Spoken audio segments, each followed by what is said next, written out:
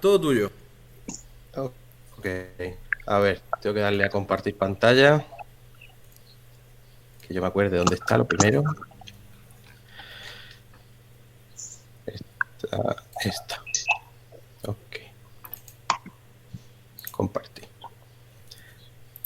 ¿Me se ve? Por, por ahora Difuso. no. Se ve nublado ahí. ¿Lo veis? ¿Veis su No, pantalla? no. Vale. Se le intuye.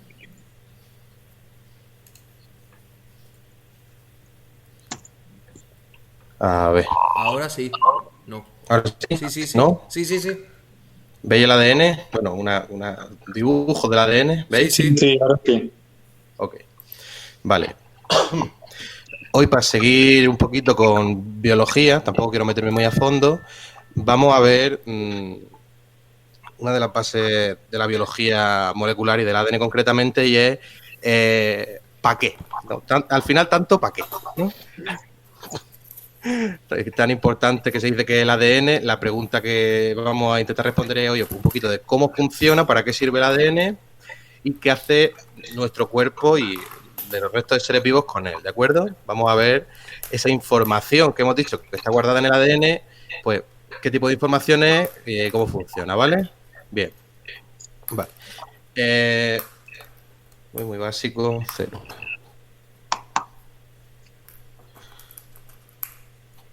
Dibujito muy sencillo, célula animal. Vale. Esta misma. Para no meternos en demasiado. Vale. Las células animales son de tipo eucariota, tienen núcleo y tienen una serie de estructuras por fuera que se encargan cada una de unas cosas. Tampoco vamos a meternos muy a fondo. Lo que sí nos vamos a meter muy a fondo es en ese núcleo. Dentro del núcleo es donde está el ADN. ¿Por qué? Porque en el momento en el que lo tienes fuera y está expuesto, si lo pierdes, estás muerta como célula. No puedes perder tu ADN. Si pierdes tu ADN, no sabes cómo trabajar y ya pues te quedas sin nada que hacer y te mueres. ¿Vale? Bien. Ahora volveremos al dibujo de la célula. ¿De acuerdo? Entonces, el ADN no sale del núcleo. ¿Cómo se trabaja con información? Se copia. Y se copia en forma de ARN. ¿De acuerdo? Bien. El ARN es otro tipo de ácido nucleico. Se diferencia en que en vez de desoxirribosa tiene ribosa. ADN significa ácido desoxirribonucleico, pues ARN es ácido ribonucleico. Hola, Las diferencias son básicamente que normalmente es monocatenario, solo tiene una cadena, y que si nos fijamos aquí en las letras, tres son las mismas, pero el ARN no tiene la T. En el ARN la T se transforma en la U, ¿de acuerdo? Entonces, si nosotros vemos una cadena y vemos que tiene U's, vemos que es ARN. Está ahí sencillo. Y luego aquí vemos lo que veíamos antes de las bases complementarias. Las A van con las T, las G van con las C y viceversa. Entonces, donde yo vea una G voy a poner una C, donde yo vea una C voy a poner una G, donde yo vea una T voy a poner una A. Y la única diferencia es que donde yo vea una A, en vez de poner una T voy a poner una U, ¿vale? Pero aparte de eso, es lo mismo que hemos visto antes con el ADN, ¿de acuerdo? Bien. Entonces, dentro del núcleo, el ADN pues, se deshilacha un poco, permite que la polimerasa cree ARN, que es el mismo mensaje copiado a la inversa, y el ARN ya sí que puede salir del núcleo, ¿vale? Hemos dicho que el ADN es demasiado valioso como para arriesgarnos a perderlo, pero si vamos haciendo copias, esas copias podemos hacer todas las que queramos, ¿de acuerdo? Hasta aquí creo que no es demasiado complicado. Hasta yo lo entiendo. Vale. Perfecto. Bien. Entonces, volvamos al dibujo de la célula. Voy a intentar agrandarlo, pero sin que sea demasiado difuso. Vale. El ARN sale de la célula por los poros que tiene. Sale del núcleo, de la célula no, sale del núcleo y se encuentra pues con toda la maquinaria celular. Y aquí concretamente nos vamos a encontrar con, dentro de todos los orgánulos, uno concreto que son los ribosomas, ¿vale? Aquí son los puntitos estos rojos que están pegados al retículo endoplasmático, pero también pueden estar libres. Los ribosomas son una estructura muy pequeña, de los más pequeños que hay en las células, y aparte son un orgánulo que no solamente está en las células eucariotas, sino que también la tienen las células procariotas. Las células procariotas la mayoría de ellas son bacterias, no tienen todas estas estructuras, no tienen mitocondrias, no tienen retículo endoplasmático, no tienen ni núcleo, para que os hagáis una idea, pero sí que tienen ribosomas. ¿Por qué? Por lo que vamos a ver ahora, el para qué sirven esos ribosomas. ¿De acuerdo? Bien. Me voy a venir aquí. Y voy a poner un vídeo que lo voy a explicar o que me va a comparar, va a acompañar con con los dibujos. Bien, esto de la izquierda marrón es el ribosoma, ¿de acuerdo? Voy a hacerlo un poco, vale. El ribosoma se divide en dos partes, tiene otras cuestiones en medio, tampoco nos queremos meter muy a fondo, ¿vale? Y esto de abajo, que sí que vamos a ver, estamos viendo unas letras. ¿Qué puede ser esto? Pregunta de lo que acabamos de explicar. Pues una RN, ¿no? Correcto. Como tiene la U, hemos dicho, es una ARN, no puede ser un ADN. Es una cadena única de ARN, ¿de acuerdo? Bien. Entonces, en el exterior del núcleo, dentro de la célula, pero fuera del núcleo, es donde se va a llevar a cabo este proceso, que es la traducción. Vamos a pasar de una cadena de ARN a una proteína, ¿vale? Las proteínas, eso que a lo mejor nos suena de alimentos ricos en proteínas o que hay que tomar muchas proteínas para ejercicio, etcétera. Las proteínas son un conjunto de, yo a los alumnos se lo explico siempre de la siguiente manera, son muchas perlas de collar que pones juntas. Esas perlas de collar, que ahora veremos cómo se van desarrollando, son los aminoácidos. Si tú vas juntando muchos de ellos, al final te da una proteína. No hay muchos aminoácidos, en realidad hay 20 diferentes, pero si empiezas a juntar cientos y miles, pues igual que las letras, no hay muchas, hay 27, pero también puedes hacer cientos y miles de palabras y cientos y miles de palabras. Y al igual que las palabras, cada una de las proteínas va a tener una función. Si nos metemos, por ejemplo, las más comunes. Perdona, Manuel, ¿qué tamaño tiene? ¿Cuántos aminoácidos tiene una proteína? Dependiendo de la proteína, puede tener del orden de decenas de miles o centenares de miles. Estamos hablando de unas moléculas muy, muy grandes. Sí, sí.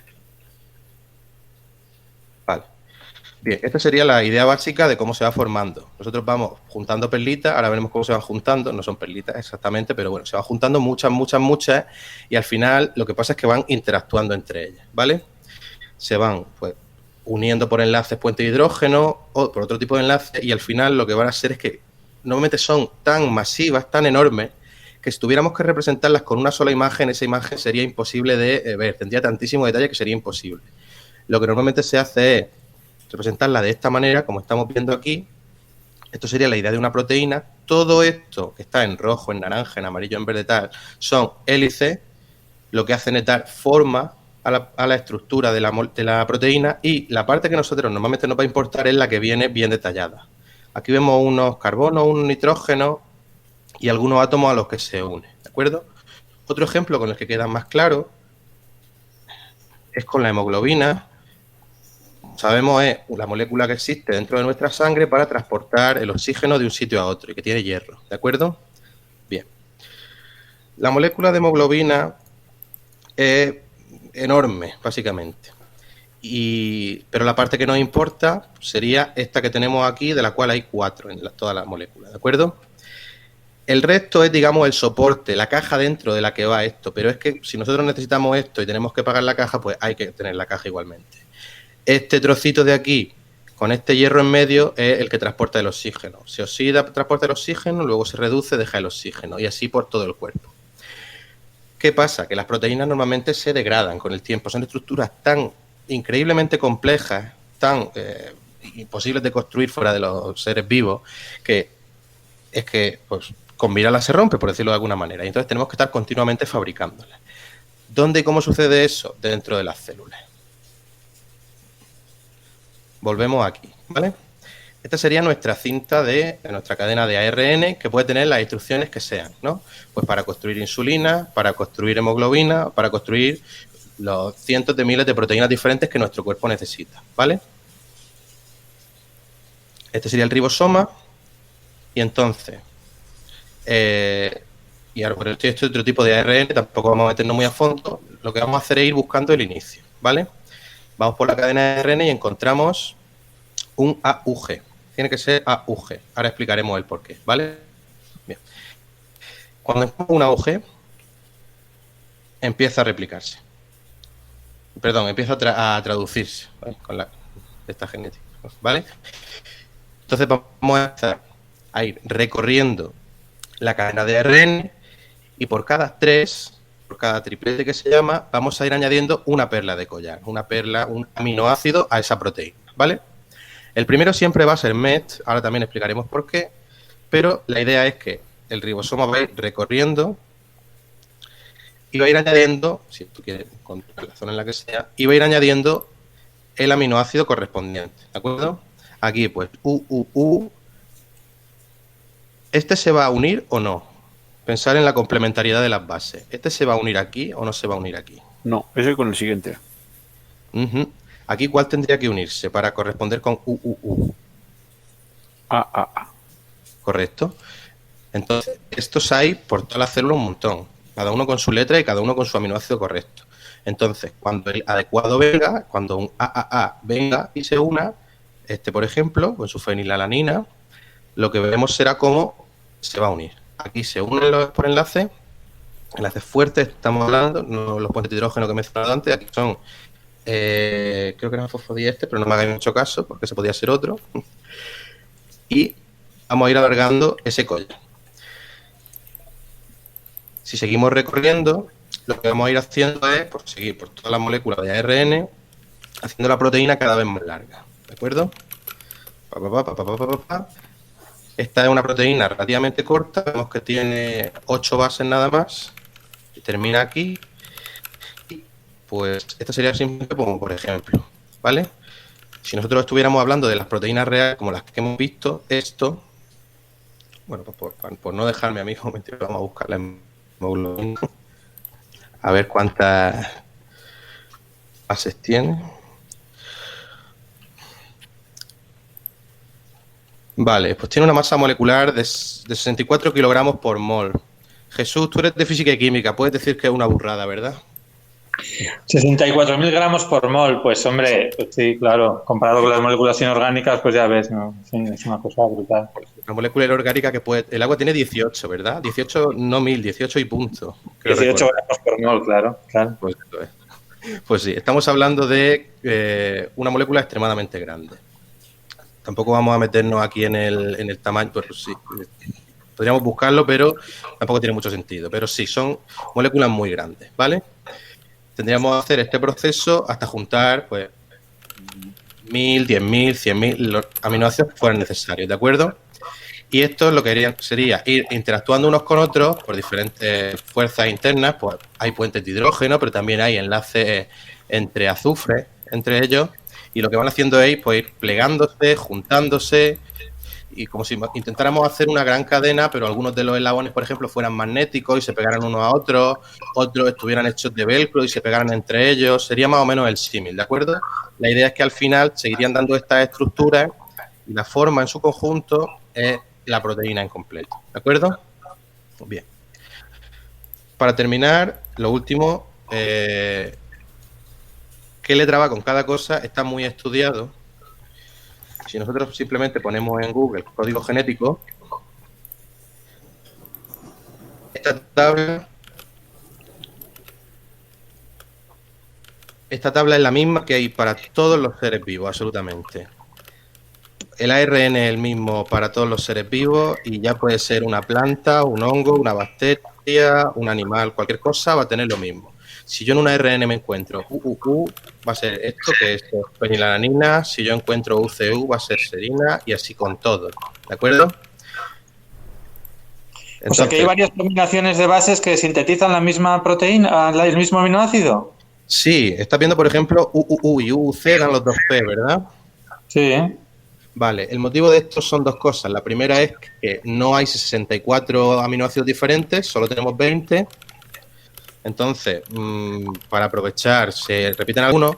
Y luego hay otra cosa que es que a veces, por no errores, pero simplemente por biología, por decirlo de alguna manera, por ejemplo, a un UUU se puede unir un AA y otra cosa que no sea una. A veces por 2/3 ya se puede unir bien, ¿de acuerdo? Creo que era así. A lo mejor me estoy equivocando mucho, pero sí creo que era algo por el estilo. Se llamaba... Tenía un nombre esto. Os recuerdo que el ADN no es mi especialidad. Pero sí, la idea es que si yo veo una gran cadena de estas y tengo la cadena medida, puedo perfectamente ver qué me va a dar la proteína, ¿vale? Un par de cuestiones más. Si vemos aquí, hay una en verde y 3 en rojo, ¿vale? Bien. AUG está en verde porque es la metionina por 2 motivos. Primero, es el único que es metionina, no está por ninguna más. Y luego, cualquier cualquier proteína va a empezar siempre por una metionina. Si recordáis, aquí hemos empezado en una AUG, que es la metionina, ¿vale? Antes hay ARN, pero no se lee. Siempre tiene que empezar en el primer AUG que encuentre, ¿de acuerdo? Si esto no fuera AUG, nada de esto se leería hasta encontrar el primer AUG, ¿de acuerdo? Y entonces, ¿para qué sirve todo lo que hay antes del primer AUG, digamos? ¿Por qué está ahí? ¿Cuál es la función o qué es el sentido de eso? Normalmente no pones el AUG el primero porque si lo pones el primero, en el momento en el que se te rompa una base, has perdido toda la proteína. Es un seguro, por decirlo de alguna manera.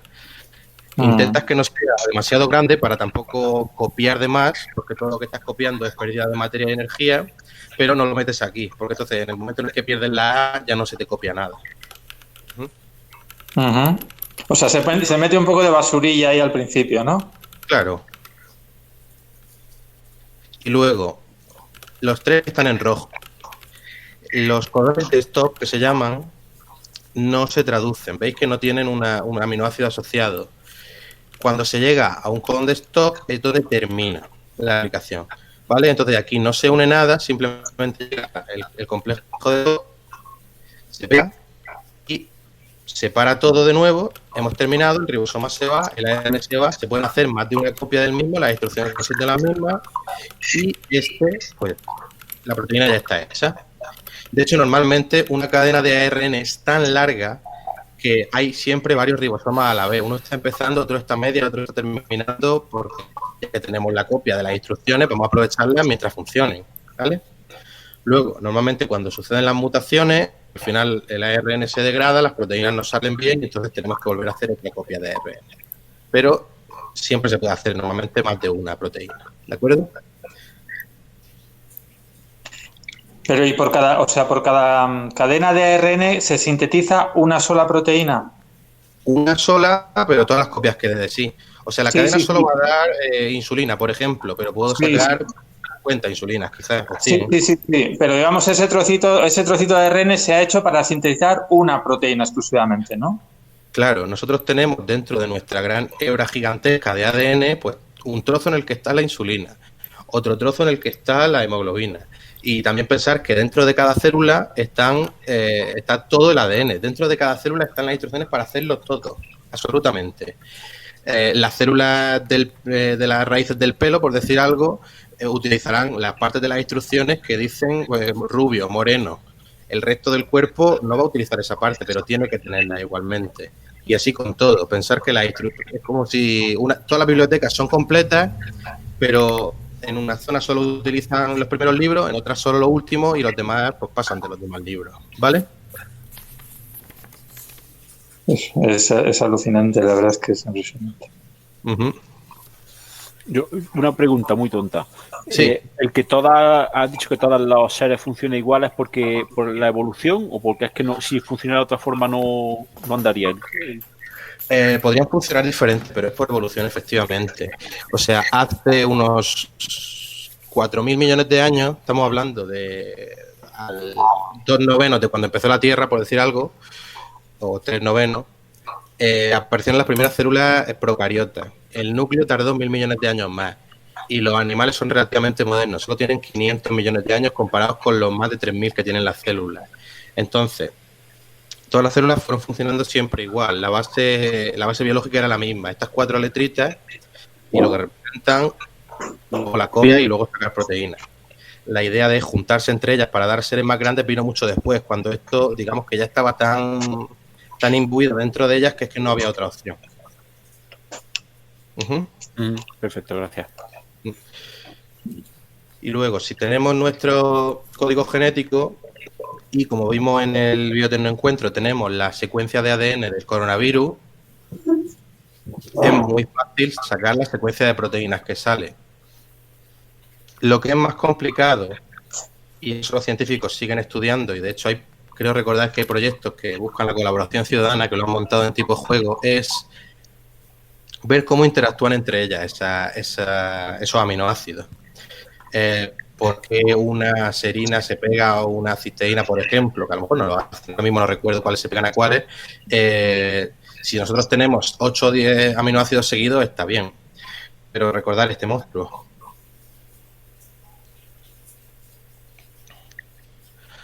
O sea, nosotros tenemos estas espirales aquí porque entre ellas se van pegando y hay X aminoácidos que dicen, pues mira, nosotros nos vamos pegando, nos vamos doblando entre nosotros y hacemos esto. Pero no todas tienen estas espirales. Algunas tienen otras que se llaman láminas, algunas tienen otras estructuras diferentes. Y luego, claro, la parte importante es donde nosotros nos pegamos. Bien. Normalmente, cuando estamos hablando de virus, me voy a saltar un poquito al tema del coronavirus. Los virus no son células, no son seres vivos como tales, porque no tienen membrana, no tienen muchas de las estructuras que asociamos a la vida, pero sí tienen material genético, ¿vale? Sí tienen una cadena de ADN o ARN. El caso del coronavirus, creo recordar que era ARN. Sí. Y entonces lo que hace el virus y lo que hacen, y también lo hacen las bacterias cuando infectan a los seres vivos y cualquier otro organismo que sea un parásito, es lanzar, si son de ARN directamente, lanzan el ARN dentro, el ribosoma se pega y hace su trabajo. El trabajo del ribosoma es pegarse y hacer copias, ¿vale? Y se utilizan las proteínas que al virus le interesan. En este caso, si el virus, a lo mejor es tú, le iba a mandar una insulina, el virus te mete aquí otra en medio, el ribosoma se pega y dice, pues mira, en vez de insulina me va a hacer a mí esto que me va a servir a mí muy bien para seguir infectando a otros seres vivos, que es la idea del virus. Y así es como se infecta una célula. Aparte de eso, hay otro mecanismo por el cual los virus van copiando su material genético. Hasta hemos visto cómo pasar de ADN a ARN y de ARN a proteína. Pero el virus, si necesita su cantidad de proteína, necesita su carcasa. Voy a buscar primero imagen de virus. Estructura virus.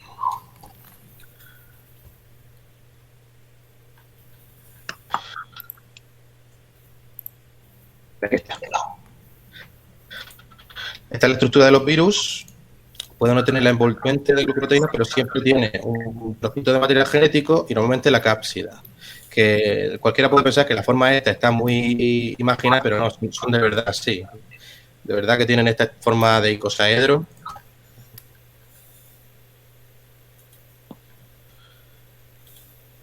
Supongo que lo descubrí, se quedaría también pasmado. Real. Vale, esta es una fotografía real de un virus. Esto es concretamente el bacteriófago T4. Podemos ver que aquí el icosaedro parece que está imaginado, pues no. Y luego otras partes, ¿vale? Entonces, lo que el virus hace cuando infecta una célula es, dentro lleva esas instrucciones, estas, las mete aquí, y entonces los ribosomas, en vez de fabricar lo que la célula necesita, o lo que las partes del cuerpo de cerca de la célula necesitan, pues te va a fabricar a lo mejor una proteína que cuando se mueve se te va a transformar en parte de su nave, por decirlo de alguna manera, de la cápsida. Al final, cuando tiene suficiente y también copia el material genético, la célula, ya simplemente por saturación, explota. El virus ha hecho un montón de copias del mismo, aprovechando lo que la célula hace de forma natural, de ahí que sean parásitos, y donde antes había un virus y se había metido en una célula, de pronto pueden salir miles o incluso millones de virus. Y volvemos a empezar. En cuanto ese virus nuevo se pega a otra célula, empieza otra vez de nuevo.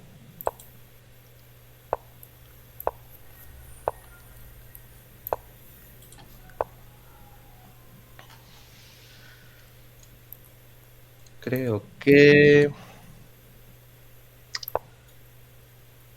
por hoy ya va bien, Diego. Tampoco voy a meterme más en el ADN. O si alguien tiene alguna pregunta, no sé. Yo tengo una pregunta, me da un poco vergüenza, pero ¿esto en qué curso se da? Vale, la primera vez que se da ADN es en cuarto de la ESO y no se da tan a fondo. Se da a lo mejor que de ADN se pasa a ARN, cómo pasar de letra a letra y de ARN a proteínas, que te da el código genético así. Así, y simplemente se les dice, pues, ves las letras, pone la palabra, ves las letras, pone la palabra, pero el significado a fondo de qué significa cada cosa y luego ya meternos más en harina, digamos, y todo el tema de tal, eso es de segundo de bachillerato.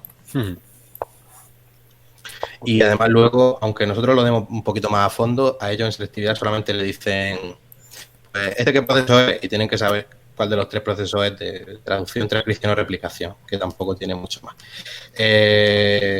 Si nos metemos más a fondo ya es carrera universitaria. Pero, vamos, que tú te has quedado en segundo, has tocado un poquito de segundo, ¿no? Sí, me he quedado con lo básico de cuarto y un poquito de segundo. También os recuerdo que soy geólogo, que no soy biólogo. No, pero vamos, yo soy físico y, vamos, me parece del futuro. Sí, yo coincido contigo. En cuarto yo lo suelo dar, porque suelo dar cuarto de la ESO los últimos años y se lo comento y les pongo un problemilla. Les doy el código genético, pero se lo dan fotocopiado y tú le das una ristra Sí, es lo y mismo que que ellos hacemos te digan la nosotros. proteína que sale. Yo eso se lo pongo de vez en cuando. Sí, eso en cuarto de la ESO se hace. Pero como yo no doy la biología de segundo, pues ahí sí que le meten caña y yo ahí ya no llego, no tengo tanto nivel. Segundo se da, además en segundo sí que ya les metemos más con lo de los extremos 5', 3'. A lo mejor en segundo le dan la cadena y tienen que ver que tienen que ponerla del revés, por ejemplo. No a pillar exactamente, pero sí para que vean que los extremos importan, que se les dé un sentido hacia el otro.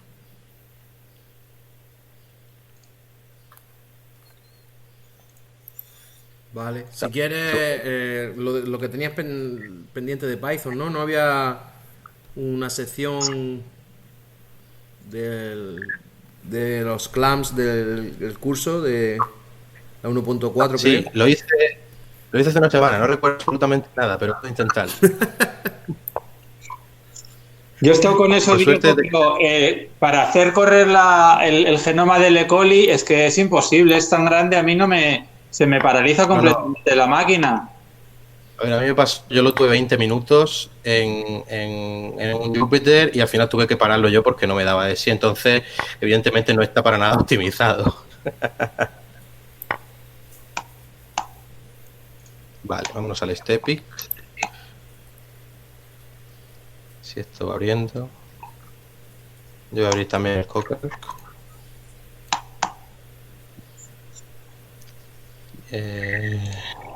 Mientras lo abres, comentar que a mí lo que me pareció alucinante de lo que comentó el ponente del Bioencuentro, el que habló sobre los test del coronavirus y tal, es que luego, claro, la codificación de las proteínas no es tan sencilla como una primera lectura lineal y tal, sino que igual si empiezas en una, encuentras una serie de proteínas, si empiezas en otra, encuentras una serie distintas y lo lees al revés.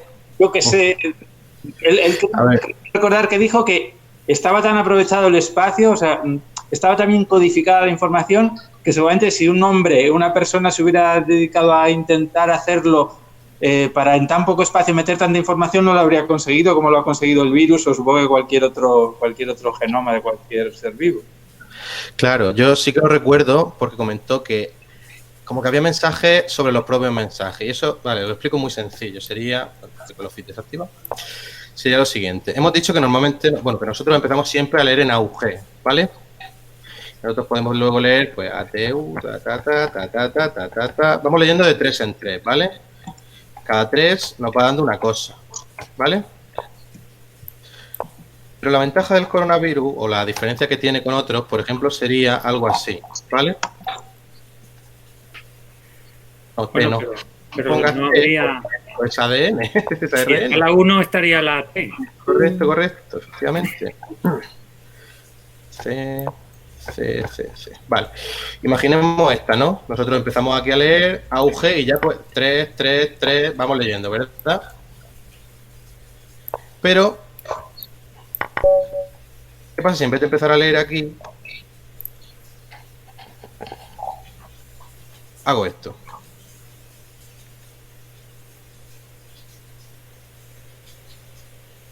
El código es el mismo, Pero sale otra cosa completamente distinta.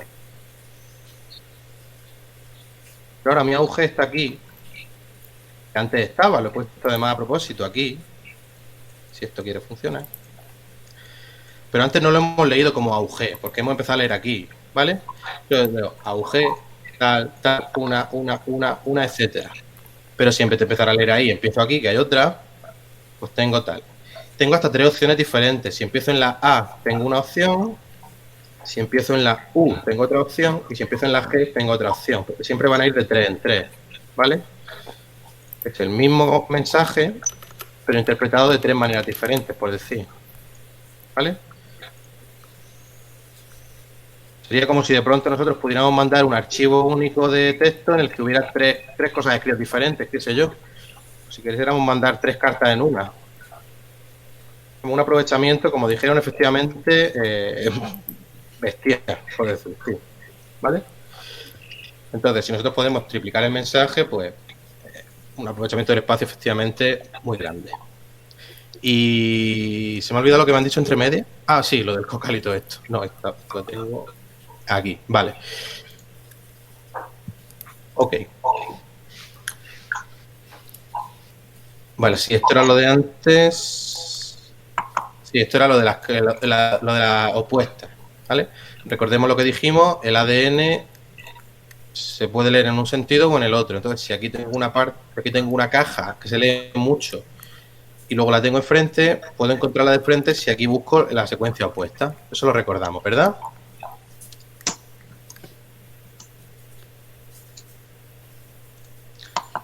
Vale, pues vamos a seguir. Esto se hizo. Aquí está, vale. Ahora vamos a buscar, bueno, creo que es en el punto 2. Vale, aquí nos dice que si nosotros de pronto estamos encontrando una secuencia concreta, como puede ser esta, o su inverso, complementaria, 5 veces en menos de 500 bases, y además una secuencia concreta de 9 largas, que si tuviéramos que hacer estadística tendría que repetirse cada 4 elevado a 9 veces, creo recordar que sería, pues parece que 500 es mucho menor que 4 elevado a 9. Así que esta zona, o la zona en la que hay muchas repeticiones, tiene que ser algo importante, ¿vale? Bien.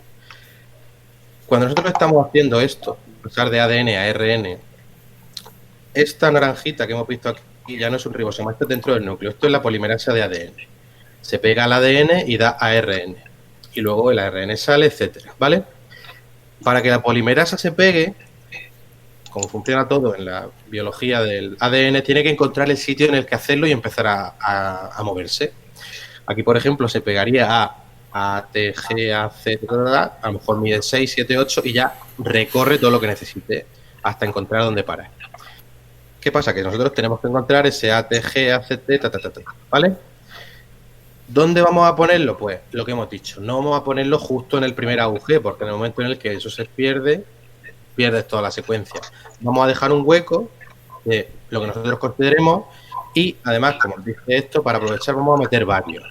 No, en vez de meter uno, vamos a meter varios, porque si de pronto uno, por lo que sea, se pierde, pues podemos hablar otro día si queremos de mutaciones. Una mutación sería que de forma aleatoria esta G, por ejemplo, se convierta en otra letra, entonces aquí ya no se puede pegar esa caja. ¿Qué hacemos? Ponemos 2. O, en este caso, 2 en este lado y 3 en el otro, que es complementario. Ya sabemos que aquí empieza algo, ¿vale? El ADN es larguísimo, pero si yo encuentro una zona en la que empieza algo, pues empiezo a buscar por ahí, hacia un lado o hacia el otro, empiezo a ver lo que hay. Y empiezo a ver si hay proteínas que a mí me interesa estudiar.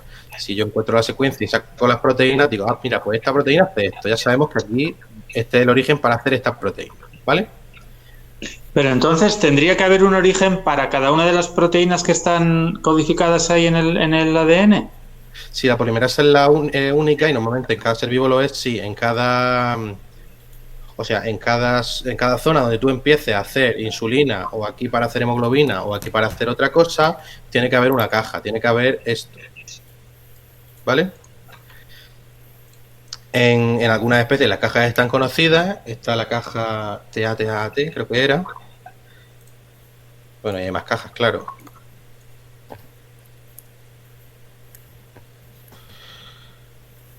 Sí.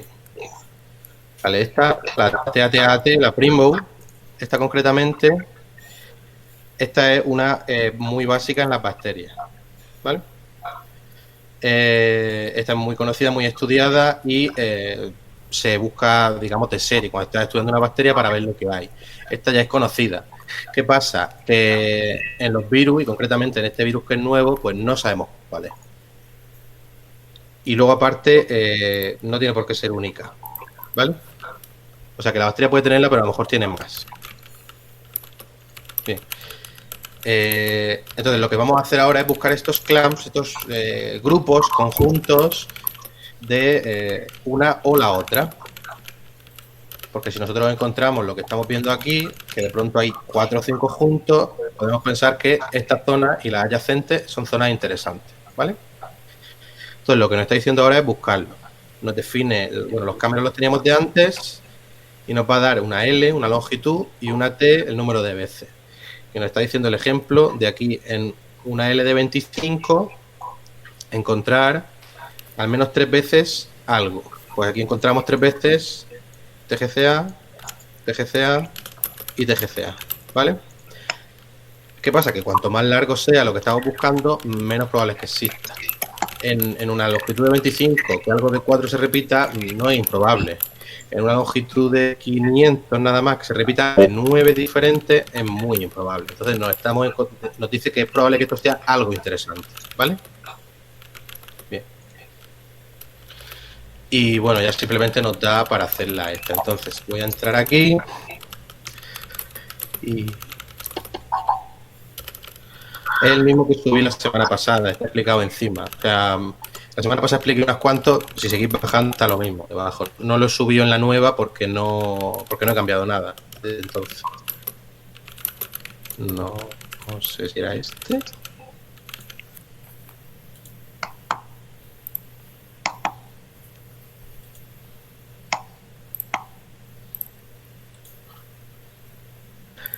Bueno, pues voy a abrir el notebook porque total. Vale, voy a abrir el Jupyter Notebook porque me pasa, como ha comentado Jesús, que el Cocal supongo que tiene un límite de tiempo en modo de prueba, porque lo lanzaba y me salía una interrupción automática por tiempo. Entonces lo probé en el Jupyter y lo dicho, tampoco funcionó porque a los 20 minutos tuve que pararlo yo a mano, pero por intentarlo no fue, eso ya. Vale, esta es la del último día y esto está. Vale, y esta es la que he hecho. Función para encontrar clamps de L bases en una secuencia de ADN donde un cámara se repite al menos T veces, ¿vale? Entonces, pues le meto la cadena y los valores, hago un diccionario vacío, hago una lista de final de secuencia vacía y esto es formato cadena. Y aprovecho las funciones que ya tenía de antes. La función cuenta palabras es la misma de la semana pasada, me la hace automáticamente. Y en la función Cameron, la de la semana pasada, también la tengo puesta automáticamente. Tuve que darme cuenta que para poder hacer eso, en vez de print, tenía que cambiarlo por return. Y entonces uso más return que print. A no ser que sea una cadena de texto, entonces uso print, pero para lo demás uso return. Y así puedo aprovechar otras funciones.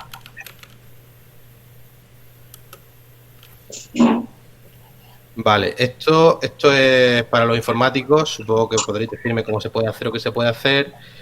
Esta que tengo aquí, que no la uso, intentaba, lo que hacía era primero sacar todos los cámeros y entonces lo que quería hacer era comparar, pues si alguno tenía menos, si T es 8 por ejemplo y algún cámara ya está en toda la secuencia menos de 8 veces, lo que quería hacer era borrarlo directamente para no gastar luego tiempo de ejecución. Pero me daba un error diciendo que el diccionario se me cambiaba durante la iteración, que no podía hacerlo. A lo mejor haciendo una copia del diccionario se podía hacer, pero hasta ahí ya no sé. Si vosotros tenéis alguna sugerencia. Le echamos un ojo. Lo que se suele hacer es se apunta lo que quieres borrar y luego se borra. Ah, vale. Es una lista de esto lo voy a borrar cuando termine. Y cuando termine la iteración lo borras todo. Vale. Ok. Vale. Y luego al final, pues, para cada número, para cada objeto dentro de ese diccionario, Cameros en lista. Dentro de...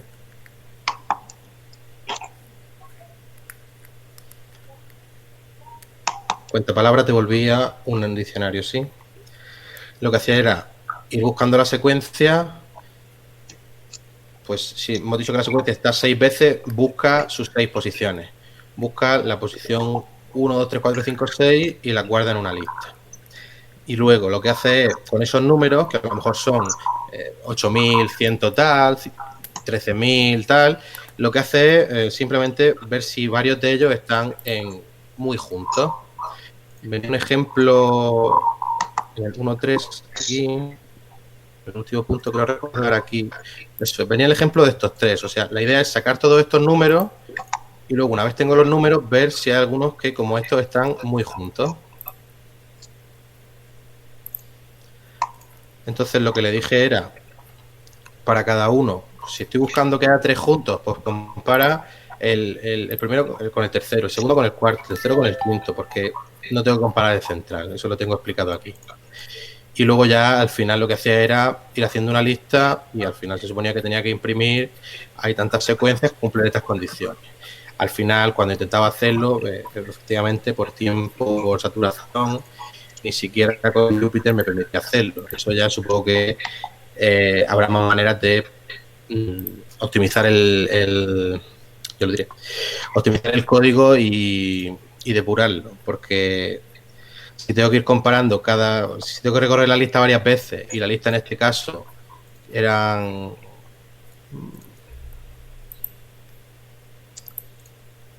aquí 4,6 megas, que estamos hablando de 4 millones y medio de letras, sí, 4 millones y medio, ¿no?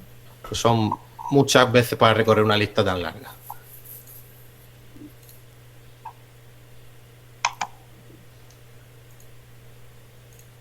Y os digo, aquí después de 20 minutos lo testé yo a mano porque a ver, corría, pero no sabía cuánto iba a tardar y entonces ya lo que hice fue desistir, básicamente. Y no sé si vosotros habéis hecho otra cosa diferente que esté más optimizada, porque esta desde luego ya os digo yo que no lo está.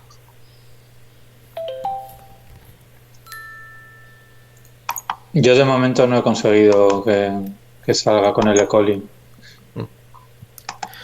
Aquí está. Esto, o sea, me dio pues un stop y bueno, lo lancé yo y ya está. Me dijo parado a mano. Y ya está. Vale, lo miro yo para el lunes, detenidamente, a ver si le encuentro solución. ¿Lo has subido? ¿Está en el Drive? Sí, está en la semana pasada, seguramente. Sí. Vale. Bueno, si no se ha borrado, estará por ahí. Creo que es la última que subí. Sí, porque, bueno, si lo pruebo con secuencias cortas, a ver, tengo que lanzar primero las anteriores. Dios, voy a borrar esto. Que me dirá aquí.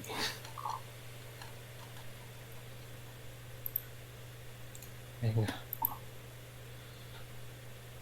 Tengo que lanzar esta. Y esta creo que... No.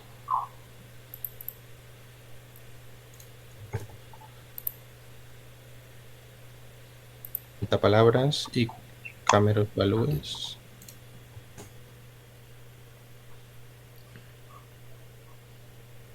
Vale, si lanzo por ejemplo esta,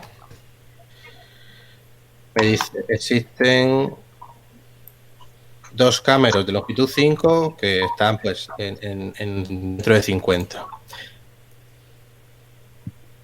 Que son el mismo, claro, tengo que también trabajar en ello porque lo que hace es encontrármelo varias veces. Y entonces me ha encontrado Cameros de 4 que se repitan 5 veces en esta secuencia y me ha dicho que este concretamente lo hace. ATCGA, empieza pues en el 2, aquí, CGA, ATCGA y estará otras 3 veces tiene que estar, ¿vale? Entonces, a pequeña escala funciona. A gran escala ya, como lo que hemos visto, no. Aquí me encuentra más, pero lo mismo, porque me encuentra varias veces el mismo, porque lo he diseñado así. Luego se podría hacer también, quitar los repetidos y hacer listas individuales para cada uno de ellos. Vale. Estoy mirando y no está en la semana 10. La semana pasada no está y en la 9 tampoco. Pues súbelo si quieres a esta semana. ¿Esta semana? ¿Esta semana cuál es? La 11. Vale. Ok, ahora lo subo. Y bueno, que alguien me quite la palabra, por favor. Vale. Bueno, una cosa que se me había olvidado comentar. Os ha llegado el aviso por el grupo, no ha llegado el aviso a todos por el grupo de el encuentro que van a hacer mañana virtuales desde Granada, ¿vale? La gente de Open Biolab Granada. Los conozco yo, bueno, está Federico Coca, está Luis también que lo conozco, organizador, y Mario y chavales de allí de Granada que han venido a Bioterno Encuentros. Por ejemplo, estuvieron en el último de Pulpí, en el penúltimo, perdón, de Pulpí, y merece mucho la pena. Será por la mañana por la mañana y por la tarde. Supongo que se quedarán grabadas lo diré, la charla. Sí, es la intención, desde luego, vamos. ¿Tú sabes algo de la organización? Yo no he podido participar, yo he colaborado con ellos en otros momentos, pero ahora mismo no. Ahora estoy de baja. Vale, pues ya está. Y los ponentes tienen una pinta impresionante y es del todo el rollo del biología do it yourself, de bueno, lo que estamos intentando hacer aquí con la asociación, y que se está moviendo mucho en otros sitios, menos en España. Y bueno, pues desde Granada pues está Bar, hay mucha gente, Luis, Fede, hay mucha gente intentando sacar cosas de biología do it yourself. Y ahora pues con esto del coronavirus pues vamos a ver si sale. Y pues eso, pues para que le echáis un ojo, y que yo no sé si voy a poder ver todas, intentaré ver alguna charla por la mañana, y ya si queréis hablamos de lo que va aparecido por el grupo y ya el lunes, ¿vale?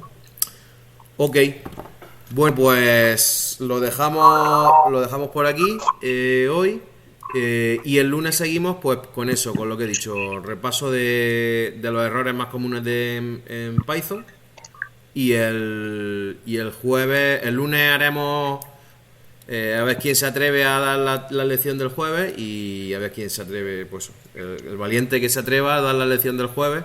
Si queréis ya podéis ir mirando. Y alguien que dé la lección del jueves sobre el curso de Coursera, que sería ya pasaríamos de semana, ¿no? A la semana 2 del curso de Coursera, ¿no? Entiendo. Claro. Vale, perfecto. Ok, pues si queréis ir mirándolo, y el lunes cogéis el capote, el que quiera, o repite Manuel o Jesús María, y ya está, y lo vemos el lunes, ¿ok? Venga, pues un saludo y hasta el lunes. Venga, gracias. Hasta luego. Nos vemos.